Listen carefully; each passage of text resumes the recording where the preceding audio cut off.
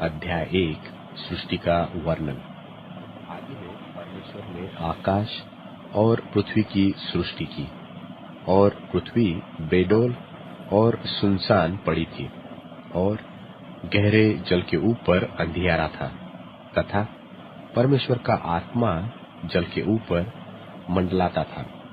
तब परमेश्वर ने कहा, उजियाला हो, तो उजियाला हो गया। और परमेश्वर ने उजियाले को देखा कि अच्छा है, और परमेश्वर ने उजियाले को अंधियारे से अलग किया, और परमेश्वर ने उजियाले को दिन और अंधियारे को रात कहा, तथा सांझ हुई फिर भोर हुआ। इस प्रकार पहला दिन हो गया।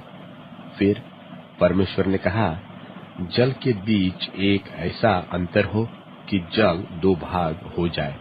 तब परमेश्वर ने एक अंतर करके उसके नीचे के जल और ऊपर के जल को अलग कर दिया, और वैसा ही हो गया।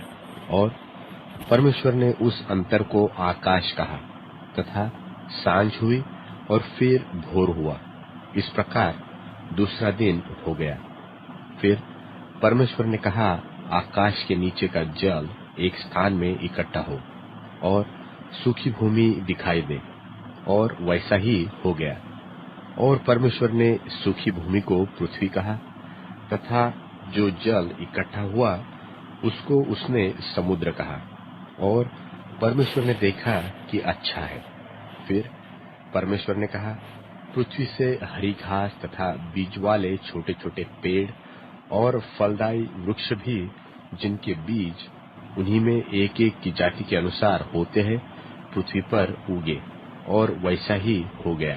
तो पृथ्वी से हरी घास और छोटे छोटे पेड़, जिनमें अपनी अपनी जाति के अनुसार बीज होता है, और फलदायी वृक्ष, जिनके बीज एक एक की जाति के अनुसार उन्हीं में होते हैं, उगे। और परमेश्वर ने देखा कि अच्छा है।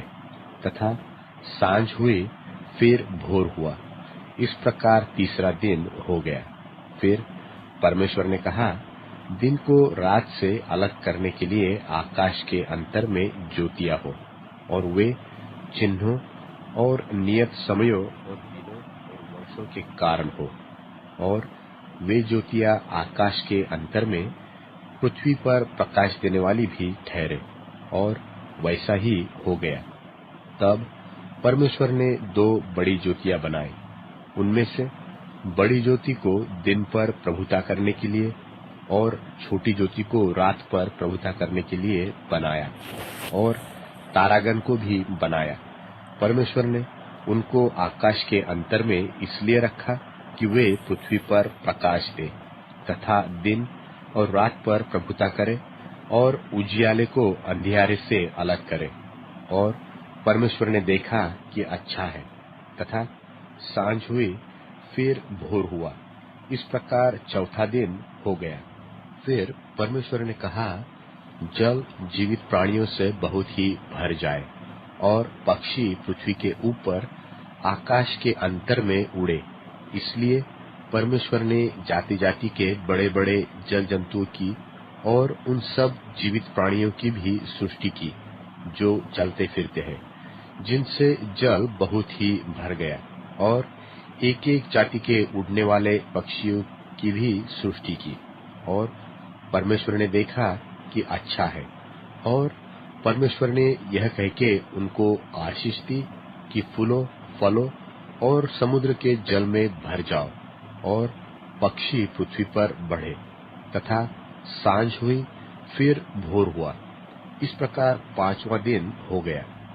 फिर परमेश्वर ने कहा, पृथ्वी से एक एक जाति के जीवित प्राणी, अर्थात घरेलू पशु और रेंगने वाले जंतु और पृथ्वी के वन पशु, जाति जाति के अनुसार उत्पन्न हो, और वैसा ही हो गया।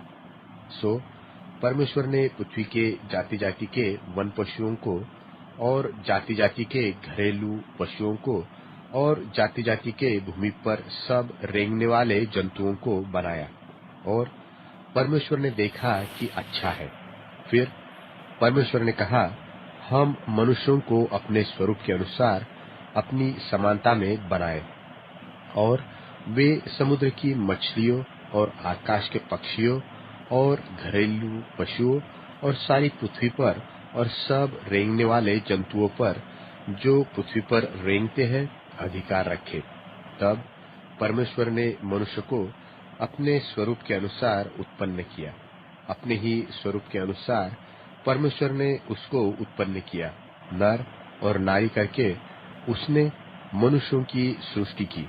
और परमेश्वर ने उनको आशीष दी और उनसे कहा, फूलो, फलो और पृथ्वी में भर जाओ और उसको अपने वश में कर लो और समुद्र की मछलियों तथा आकाश के पक्षियों और पृथ्वी पर रेंगने वाले सब जंतुओं पर अधिकार रखो।